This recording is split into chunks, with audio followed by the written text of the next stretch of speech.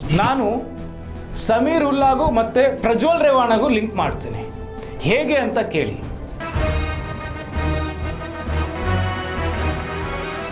ದರ್ಶನ್ನಿಂದ ಒಂದು ಕೊಲೆ ಆಗಿರ್ಬೋದು ಮೇ ಬಿ. ಇಲ್ಲಿ ಸೌಜನ್ಯ ಅವ್ರ ತಾಯಿ ಒಂದು ಅರ್ಥ ಮಾಡ್ಕೋಬೇಕು. ತಾಯಿ ನೀವು ಇವಾಗಲಾದರೂ ಅರ್ಥ ಮಾಡ್ಕೊಳ್ಳಿ. ಮಿಸ್ಟರ್ ಸಮೀರ್ ಸಾಬ್, ಮಿಸ್ಟರ್ ಸಮೀರ್, ನಿನಗೊಂದು ಹೇಳ್ತೀನಿ ಕೇಳು. ನಿಂದೊಂದು ಗ್ಯಾಂಗ್ ಇದೆ, ನಿಂದೊಂದು ತಂಡ ಇದೆ, ನಿಂದೊಂದು ಪಡೆ ಇದೆ. ನಂದು ಒಂದು ಗ್ಯಾಂಗ್ ಇದೆ ಮಿಸ್ಟರ್ ಸಮೀರ್. ನನ್ನ ಗ್ಯಾಂಗಲ್ಲಿ, ನನ್ನ ಟೀಮಲ್ಲಿ ಯಾರ್ಯಾರಿದ್ದಾರೆ ಗೊತ್ತಾ? My dear brothers and sisters, ಈ ಜೀವನನೇ ಒಂದು ಆಟ. ಸೌಜನ್ಯ ಕೇಸು ನಮಗೆಲ್ಲ ಒಂದು ಪಾಠ. ವೀಕ್ಷಕರೇ, ಎಲ್ರಿಗೂ ನಮಸ್ಕಾರ. ನಾನು ವಿ2 ಸೂರ್ಯ ಮಾತಾಡ್ತಾ ಇದ್ದೀನಿ. ಎಷ್ಟು ಜನ ಬಾಯ್ ಬಡ್ಕೊಂಡ್ರು ಅಂದರೆ, ಸೌಜನ್ಯ ದೇವರ ರೂಪದಲ್ಲಿ ಬಂದ್ಲು ಈ ಕಲಿಯುಗಕ್ಕೆ, ಸೌಜನ್ಯನ ದೇವರೇ ಕಳಿಸಿರೋದು, ಸೌಜನ್ಯ ರುದ್ರತಾಂಡ ಆಡ್ತಾ ಇದ್ದಾಳೆ, ಸೌಜನ್ಯ ಒಳಗಡೆ ಒಂದು ಸಾವಿರಾರು ಆತ್ಮಗಳು ಸೇರ್ಕೊಂಡಿದ್ದಾವೆ ಅಂಥೇಳಿ ಯಾರ್ಯಾರು ಬೊಗಳೆ ಬಿಟ್ಟಿದ್ದು. ಆ್ಯಂಡ್ ಮೋರ್ ಓವರ್ ಸೌಜನ್ಯಾಗೆ ನೋಡಿ, ನಾನು ಓಪನಾಗಿ ಹೇಳ್ತಾ ಇದ್ದೀನಿ, ನಾನು ನನ್ನ ಧರ್ಮದ ಪರ, ನಾನು ಪೂಜಿಸುವ, ನಾನು ಆರಾಧಿಸುವ ನನ್ನ ಮಂಜುನಾಥನ ಪರ. ಸೊ ಹಾಗಿರ್ಬೇಕಾದ್ರೆ ನಾನು ಸೌಜನ್ಯಾಗೆ ನ್ಯಾಯ ಸಿಗಬಾರ್ದು ಅಂತ ಎಲ್ಲೂ ಹೇಳಲಿಲ್ಲ, ಹೇಳೋದು ಇಲ್ಲ. ಇಲ್ಲಿ ಸೌಜನ್ಯ ಅವ್ರ ತಾಯಿ ಒಂದು ಅರ್ಥ ಮಾಡ್ಕೋಬೇಕು. ತಾಯಿ ನೀವು ಇವಾಗಲಾದರೂ ಅರ್ಥ ಮಾಡ್ಕೊಳ್ಳಿ. ನಿಮಗೆ ನ್ಯಾಯ ಕೊಡಿಸ್ಬೇಕು ಅಂತ ಬಂದವರು ಯಾರು, ಅವ್ರ ಹಿನ್ನೆಲೆಗಳೇನು, ಕೊನೆಗೂ ಏನಾಯಿತು, ಸೌಜನ್ಯಾಗೆ ನ್ಯಾಯ ಸಿಗ್ತಾ ಅನ್ನೋದು ಪ್ರಶ್ನೆ ನಿಮಗೆ ನೀವೇ ಕೇಳ್ಕೋಬೇಕಾಗತ್ತೆ. ಯಾರ್ಯಾರು ಬಂದರು? ಛತ್ರಿ ಸಮೀರ್ ಉಲ್ಲಾ, ಅವನ ಹಿನ್ನೆಲೆ ಏನು? ಗಿರೀಶ್ ಮಟ್ಟಣ್ಣ, ಇವರ ಹಿನ್ನೆಲೆ ಏನು? ಬಾಂಬಾಗ್ದವರು ಯಪ್ಪ. Mahesh Shetty Timmarodi rowdy sheeter. ಆಮೇಲೆ ಈ ಸುಜಾತ ಭಟ್, ಆ ಅಮ್ಮನಿಗೆ ಮಗುನೇ ಹುಟ್ಟಿಲ್ಲ, ನನಗೆ ಅನನ್ಯ ಭಟ್ ಅಂತ ಒಂದು ಮಗಳಿದ್ದಾಳೆ ಅಂಥೇಳಿ ಬಂದರು. ಸೊ ಯಾರ್ಯಾರೋ ಎಲ್ಲ ಶಾಪ ಹಾಕ್ತಾ ಇದ್ರಿ, ಯಾರ್ಯಾರೋ ಎಲ್ಲ ಹಂಗಾಗುತ್ತೆ ಹಿಂಗಾಗುತ್ತೆ, ನೀವು ಧರ್ಮಸ್ಥಳದ ಪರ ನಿಂತ್ಕೊಂಡಿದ್ದೀರಿ, ನೀವು ಸೌಜನ್ಯಕ್ಕೆ ವಿರುದ್ಧವಾಗಿ ಮಾತಾಡ್ತಿದ್ದೀರಿ ಅಂತೇಳಿ. ಆ್ಯಂಡ್ ಮೋರ್ ಓವರ್ ನನಗೆ ಕೆಲವೊಬ್ಬರು ಮೊನ್ನೆ ಬಾನು ಮುಸ್ತಾಕ್ ಅವ್ರದ್ದು ವಿಡಿಯೋ ಮಾಡಿದ ತಕ್ಷಣ ನನಗೆ ಯಾರೋ ಕೆಲವೊಬ್ಬರು ಫೋನ್ ಮಾಡಿದರು, ಕೆಲವೊಬ್ಬರು ಮೆಸೇಜ್ ಮಾಡಿದರು. ಏನಂತೇಳಿ, ವಿ2 ಸೂರ್ಯ ಅವರೇ, ನೀವು ಯಾಕೆ ಧರ್ಮಸ್ಥಳದ ವಿಚಾರವಾಗಿ ಅಥವಾ ಸೌಜನ್ಯದ ವಿಚಾರವಾಗಿ ನೀವು ಧ್ವನಿ ಎತ್ತಿಲ್ಲ ಅಂಥೇಳಿ. My dear brothers and sisters, ಮೊಟ್ಟ ಮೊದಲ ಬಾರಿಗೆ ಅತಿ ದೊಡ್ಡ ಧ್ವನಿ ಅಂತ ಬಂದಿದ್ದು ಸೌಜನ್ಯದ ಪರವಾಗಿ ಆ್ಯಂಡ್ ಧರ್ಮಸ್ಥಳದ ಪರವಾಗಿ ಈ ವಿ2 ಸೂರ್ಯ ಅಂತ. ಇದು ನೆನಪಿರಲಿ.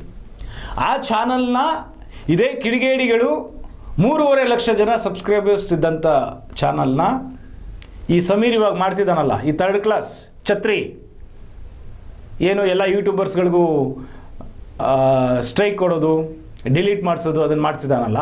ಸೊ ಅದೇ ರೀತಿ ಆವಾಗ ಸಮೀರ್ ಉಲ್ಲಾ ಬಂದಿರಲಿಲ್ಲ. ಬೇರೆ ಕಿಡಿಗೇಡಿಗಳು, ಒಬ್ಬ ಒಂಡ್ರೆ ಕಣ್ಣ ಇದ್ದಾನೆ ಹಿಂಗೆ ಅವನು ಎಲ್ಲ ಸೇರಿ ನನ್ನ ಚಾನಲ್ನ ಡಿಲೀಟ್ ಮಾಡಿಸಿದ್ರು.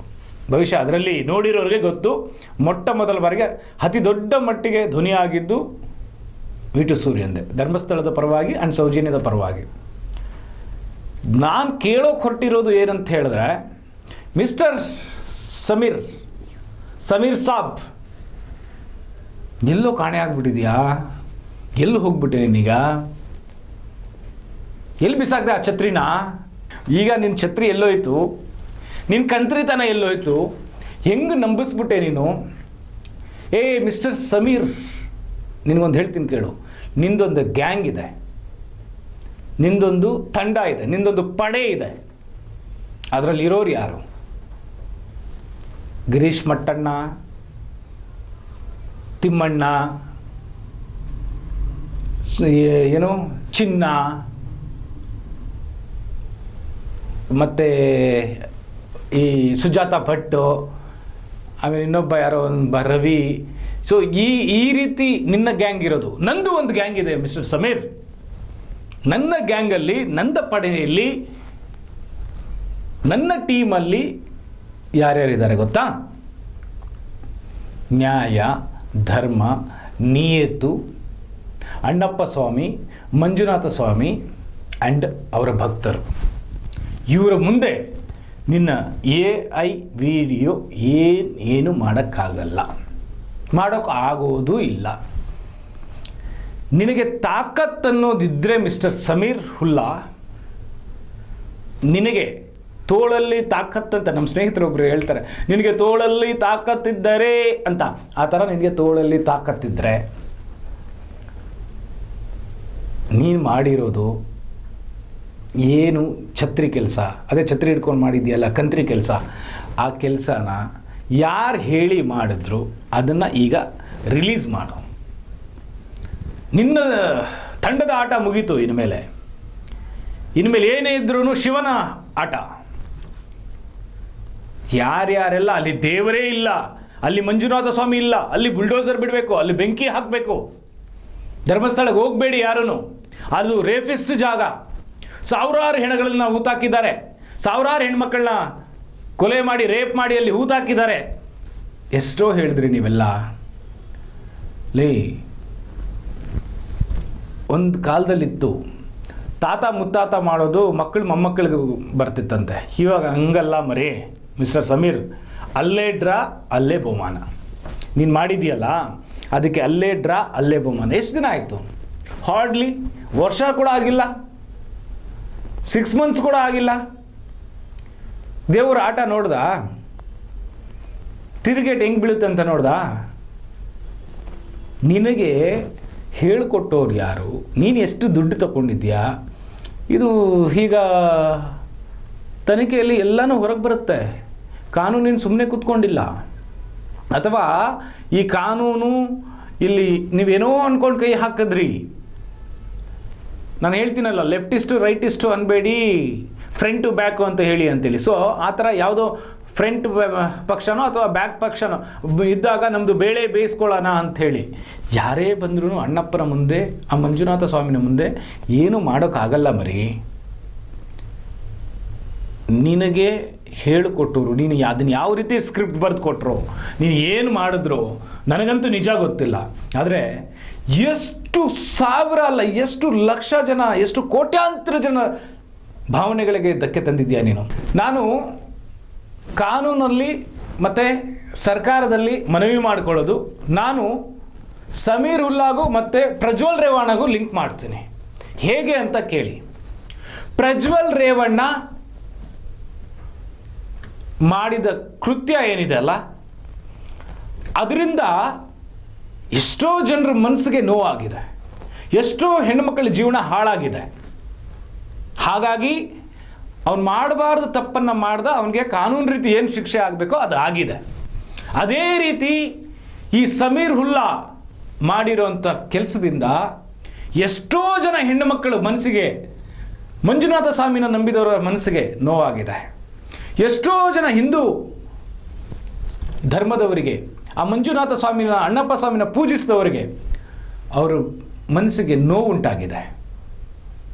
ಸೊ ಅದೇ ರೀತಿ ಇವನಿಗೂ ಆ ಶಿಕ್ಷೆ ಆಗಬೇಕು. ಇಂಥವರು ಭೂಮಿ ಮೇಲೆ ಇದ್ದರೆ,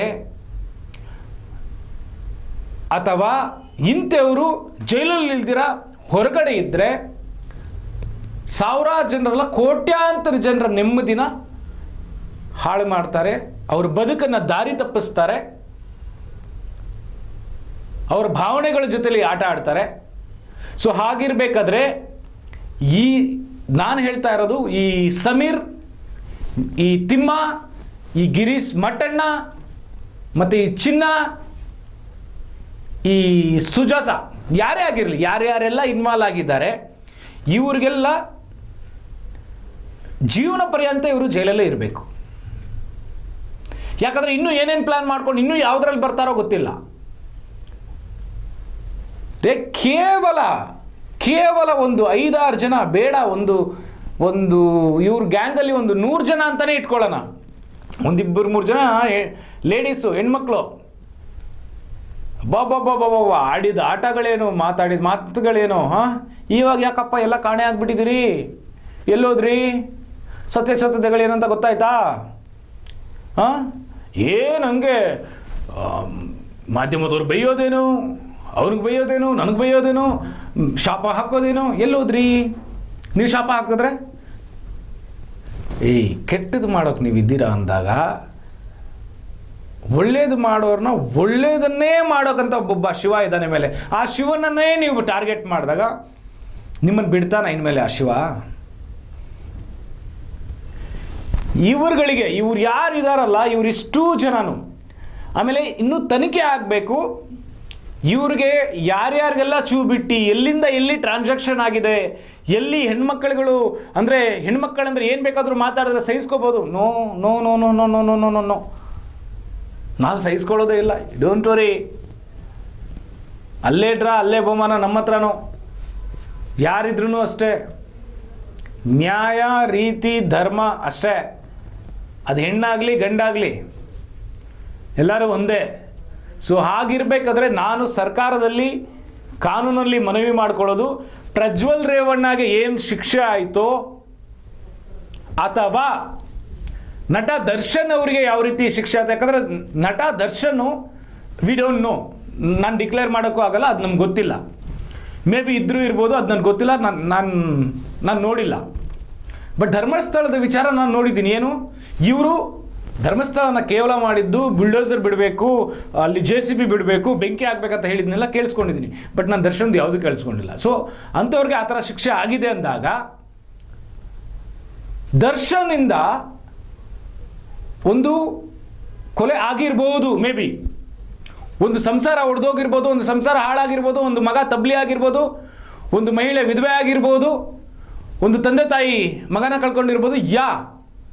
ಅದಕ್ಕೆ ಕಾನೂನು ರೀತಿಯಿಂದ ಏನು ಶಿಕ್ಷೆ ಆಗಬೇಕೋ ಆಗ್ತಿದೆ. ಬಟ್ ಅದೇ ರೀತಿ ಇಷ್ಟು ಜನ ಇದ್ದಾರಲ್ಲ, ಈ ಚಿನ್ನ, ಈ ತಿಮ್ಮ, ಈ ಮಟ್ಟಣ್ಣ, ಈ ಉಲ್ಲ, ಇನ್ನು ಯಾರ್ಯಾರಿದ್ದಾರಲ್ಲ ಇವ್ರುಗಳಿಂದ ಎಷ್ಟೋ ಜನರು ಮನಸ್ಸೇ ಸತ್ತೋಗ್ಬಿಟ್ಟಿದೆ. ದೇವರಂದ್ರೆ ನಂಬಿಕೆನೇ ಹೋಗ್ಬಿಟ್ಟಿದೆ. ನಮ್ಮ ಭಾವನೆಗಳ ಜೊತೆಲೆ ಆಟ ಆಡಿದ್ದಾರೆ. ಧರ್ಮಗಳ ತಂದಿಕ್ಕೆ ತಮಾಷೆ ನೋಡ್ತಾ ಇದ್ದಾರೆ. ಸೊ ಇವ್ರಿಗೆ ಯಾವ ರೀತಿ ಶಿಕ್ಷೆ ಕೊಡ್ತೀರಾ? ಆ್ಯಂಡ್ ವೀಕ್ಷಕರೇ, ನೀವು ಕೂಡ ಅಷ್ಟೇ. ಅಂಥ ದರ್ಶನ್ಗೆ ಅಂತ ಶಿಕ್ಷೆ ಆಗಿದೆ ಅಂದಾಗ, ಪ್ರಜ್ವಲ್ ರೇವಣ್ಣ ಮಾಡಿರೋ ಆ ಕೃತ್ಯಕ್ಕೆ, ಆ ಅನ್ಯಾಯಕ್ಕೆ, ಆ ಹೀನ ಕೆಲಸಕ್ಕೆ ಅವನಿಗೆ ಯಾವ ಥರ ಶಿಕ್ಷೆ ಆಗಿದೆ ಅಂದಾಗ ಈ ಟೀಮ್ಗೆ ಯಾಕೆ ಅದೇ ರೀತಿ ದೊಡ್ಡ ಮಟ್ಟದ ಒಂದು ಶಿಕ್ಷೆ ಆಗಬಾರ್ದು ಅನ್ನೋದು ನನ್ನ ಪ್ರಶ್ನೆ. If I am right, please, ನಾನು ಹೇಳ್ತಾ ಇರೋದು, ಈ ಹುಲ್ಲ ಎಷ್ಟು ದಿವಸದಿಂದ, ಇವನು ಹುಲ್ಲಾನೋ ಬುಲ್ಲಾನೋ ಎಷ್ಟು ದಿವಸದಿಂದ ಪ್ಲ್ಯಾನ್ ಮಾಡ್ತಿದ್ದ, ಇವನ ಹಿಂದೆ ಯಾರಿದ್ದಾನೆ ತನಿಖೆಯಲ್ಲಿ ಅದು ಬಂದ್ಬಿಡುತ್ತೆ. ಇವಾಗೆಲ್ಲ ಸರೆಂಡರ್ ಆಗ್ತಾ ಇದ್ದಾರಲ್ಲ, ನಾಳೆದ್ರಲ್ಲಿ ಇನ್ನೂ ಎಲ್ಲರೂ ಸರೆಂಡರ್ ಆಗ್ತಾ ಇರ್ತಾರೆ. ಮಾಸ್ಕ್ ಮ್ಯಾನ್, ಸುಜಾತ, ಇನ್ನೊಂದು ಕೆಲವೇ ದಿನಗಳಲ್ಲಿ ಈ ಮಟ್ಟಣ್ಣ, ತಿಮ್ಮಣ್ಣ, ಈ ತಿಮ್ಮಣ್ಣನ ಹಿಂದೆ ಯಾರಿದ್ದಾರೆ, ಈ ಮಟ್ಟಣ್ಣನ ಹಿಂದೆ ಯಾರಿದ್ದಾರೆ ಎಲ್ಲನೂ ಬಯಲಿಗೆ ಬರುತ್ತೆ. ಶಿವ ಅಲ್ಲಿವರೆಗೂ, ಆ ಭಗವಂತ ಮಂಜುನಾಥ ಸ್ವಾಮಿ, ಅಣ್ಣಪ್ಪ ಸ್ವಾಮಿಯವರು ಬಿಡೋದೇ ಇಲ್ಲ, ಎಲ್ಲ ಬಂದೇ ಬರುತ್ತೆ ಆಚೆ. ಸೊ ನಾನು ಕೇಳ್ಕೊಳ್ಳೋದು ಅಷ್ಟೇ, ಇವುಗಳಿಗೆ ಇವುಗಳಂತಲೇ ಹೇಳಬೇಕು, ಇದಕ್ಕೆಲ್ಲ ಇವ್ರುಗಳು ಅಂತ ಹೇಳಬಾರ್ದು. ಯಾವ ರೀತಿ ಶಿಕ್ಷೆ ಆಗಬೇಕಂದ್ರೆ, ಸೋಷಿಯಲ್ ಮೀಡಿಯಾದಲ್ಲಿ ಇಲ್ಲ ಸಲ್ಲದನ್ನು ಹಬ್ಬಿಸಿದ್ರೆ, ಧರ್ಮಗಳ ನಡುವೆ ತಂದಿಕ್ಕಿದ್ರೆ, ಕಂಡೋರ ಭಾವನೆಗಳ ಜೊತೆಲಿ ಆಟ ಆಡಿದ್ರೆ ಯಾವ ರೀತಿ ಶಿಕ್ಷೆ ಆಗುತ್ತೆ ಅನ್ನೋದನ್ನು ಇದರಲ್ಲಿ, ಈ ಕೇಸಲ್ಲಿ, ಈ ಸೌಜನ್ಯ ಕೇಸಲ್ಲಿ, ಈ ಧರ್ಮಸ್ಥಳದ ಕೇಸಲ್ಲಿ ಅವ್ರಿಗಾಗುವಂಥ ಶಿಕ್ಷೆ ಕೋಟ್ಯಾಂತರ ಜನಕ್ಕೆ ಪಾಠ ಆಗಬೇಕು. ಅದಕ್ಕೆ ನಾನು ಹೇಳಿದ್ದು, ಈ ಜೀವನನೇ ಒಂದು ಆಟ, ಸೌಜನ್ಯದ ಕತೆ ಎಲ್ಲರಿಗೂ ಒಂದು ಪಾಠ, ಆ್ಯಂಡ್ ಧರ್ಮಸ್ಥಳದ ಕತೆ ಎಲ್ಲರಿಗೂ ಒಂದು ಪಾಠ ಅಂಥೇಳಿ. ಆ್ಯಂಡ್ ಮೋರ್ ಓವರ್, ಸೌಜನ್ಯಕ್ಕೆ ನ್ಯಾಯ ಸಿಗಬೇಕು. ಸೌಜನ್ಯ ಅವ್ರ ತಾಯಿ ತಂದೆಯವ್ರಿಗೆ, ಅವ್ರ ಬಂಧುಗಳಿಗೆ ನಾನು ಕೇಳ್ಕೊಳ್ಳೋದಷ್ಟೇ, ದಯವಿಟ್ಟು ಇನ್ಮೇಲಾದರೂ ನೀವು ಎಚ್ಚೆತ್ಕೊಳ್ಳಿ. ನಿಮ್ಮ ಜೊತೆಯಲ್ಲಿರೋರು ನಿಮಗೆ ನ್ಯಾಯ ಕೊಡಿಸ್ಬೇಕಂತ ಬಂದಿರೋರಲ್ಲ. ನಿಮ್ಮನ್ನು ಎಮೋಷ್ನಲ್ ಆಗಿ ಬ್ಲ್ಯಾಕ್ ಮೇಲ್ ಮಾಡಿ, ಆಟ ಆಡಿಸಿ, ಅವ್ರು ಬೇಳೆ ಬೇಯಿಸ್ಕೊಂಡು ಈ ಧರ್ಮಸ್ಥಳನ ಹೊಡೆದಾಕನ, ಇದನ್ನು ಮುಜರಾಯಿ ಇಲಾಖೆ ಕೊಡ, ಇವ್ರ ಅಪ್ಪನ ಮನೆ ದೇವರಾ? ಅಲ್ಲ, ಇವ್ರು ಏನು ಮಾಡಿದ್ದಾರೆ ಸಮಾಜಕ್ಕೆ? ಧರ್ಮಸ್ಥಳದಿಂದ ಎಷ್ಟು ಜನ ಬದುಕ್ತಾ ಇದ್ದಾರೆ. ಅಲ್ಲಿ ನಾನು ಬರೀ ಪಾಸಿಟಿವ್ ಆಗಿ ಹೇಳಲ್ಲ, ನೆಗೆಟಿವ್ ಇದ್ದರೂ ಅದನ್ನು ಒಂದು ಕಡೆ ಪಾಸಿಟಿವ್ ಎಷ್ಟು ಕಡೆ ಆಗಿದೆ, ಎಷ್ಟು ಜನರಿಗೆ ಒಳ್ಳೆಯದಾಗಿದೆ. ಮೋರೋವರ್ ಎಲ್ಲ ಬಿಟ್ಟರು ಕೂಡ ಎಷ್ಟು ಕೋಟ್ಯಾಂತರ ಜನರು ಆ ಅಪ್ಪನ ನಂಬಿದ್ದಾರೆ. ಸೌಜನ್ಯ ಅವ್ರ ತಾಯಿಗೆ ನಾನು ನೇರವಾಗಿ ಕೇಳೋದು, ದಯಮಾಡಿ ನೀವು ಇಂಥ ಹಂದಿಗಳ ಜೊತೆಲಿ ಹೋಗಿ ನೀವು ಕುರಿಗಳು ಆಗಬೇಡಿ. ಹಂದಿಗಳು ತಿನ್ನೋದು ಬೇರೆ, ಕುರಿಗಳು ತಿನ್ನೋದು ಬೇರೆ. ದಯವಿಟ್ಟು ನೀವು ನಿಮ್ಮ ಜೊತೆಲಿರೋರು ಯಾರೂ ಸೌಜನ್ಯಗೆ ನ್ಯಾಯ ಕೊಡಿಸೋರಲ್ಲ. ಏನಾಯ್ತು ಇವಾಗ ಫೈನಲಿ? ಸೌಜನ್ಯಗೆ ನ್ಯಾಯ ಕೊಡಿಸಿದ್ರೆ ಇವ್ರ ಉದ್ದೇಶ ಇದ್ದಿದ್ದು ಸೌಜನ್ಯಗೆ ನ್ಯಾಯ ಕೊಡಿಸ್ಬೇಕಂತಾರ? ನೀವೇ ಯೋಚನೆ ಮಾಡ್ಕೊಳ್ಳಿ. ಆ್ಯಂಡ್ ವೀಕ್ಷಕರೇ, ನಾನು ನಿಮ್ಮೆಲ್ಲರಿಗೂ ಹೇಳ್ಕೊಳ್ಳೋದಷ್ಟೇ, ಇವ್ರಿಗೆ, ಈ ಟೀಮ್ಗೆ, ಈ ತಿಮ್ಮನ ಟೀಮ್ಗೆ, ತಿಮ್ಮನ ಗ್ಯಾಂಗ್ಗೆ ಒಂದು ದೊಡ್ಡ ಮಟ್ಟದ ಕಾನೂನು ರೀತಿ ಕಠಿಣ ಶಿಕ್ಷೆ ಆಗಬೇಕು ಅನ್ನೋದು ನನ್ನ ಅಭಿಪ್ರಾಯ. ಹಾಗೆ ನಿಮ್ಮ ಅಭಿಪ್ರಾಯನ ತಿಳಿಸಿ. ಎಲ್ರಿಗೂ ನಮಸ್ಕಾರ. ಮುಂದಿನ ವಿಡಿಯೋದಲ್ಲಿ ಭೇಟಿ ಆಗ್ತೀನಿ. ಆ್ಯಂಡ್ ಇನ್ನು ಮುಂದೆ ಯೂಟ್ಯೂಬಲ್ಲಿ ನಾನು ಜಾಸ್ತಿ ಕಾಣಿಸ್ಕೊಳ್ತೀನಿ. V2 ನ್ಯೂಸ್ ಕನ್ನಡ ಅಂತ ಯೂಟ್ಯೂಬಲ್ಲಿ ಇರೋವಂಥದ್ದು. ಸೊ ಫೇಸ್ಬುಕ್ಕಲ್ಲಿ ನಾನು ಏನೇ ಮಾತಾಡಿದ್ರೂ ಒಂದು ಪ್ರೋಮೋನ ಬಿಟ್ಟಿರ್ತೀನಿ. ಅದು ಫುಲ್ ವಿಡಿಯೋ ಯೂಟ್ಯೂಬಲ್ಲಿ ನೋಡಿ, ಸಪೋರ್ಟ್ ಮಾಡಿ, ಬೆಳೆಸಿ. Love you all. ನಮಸ್ಕಾರ.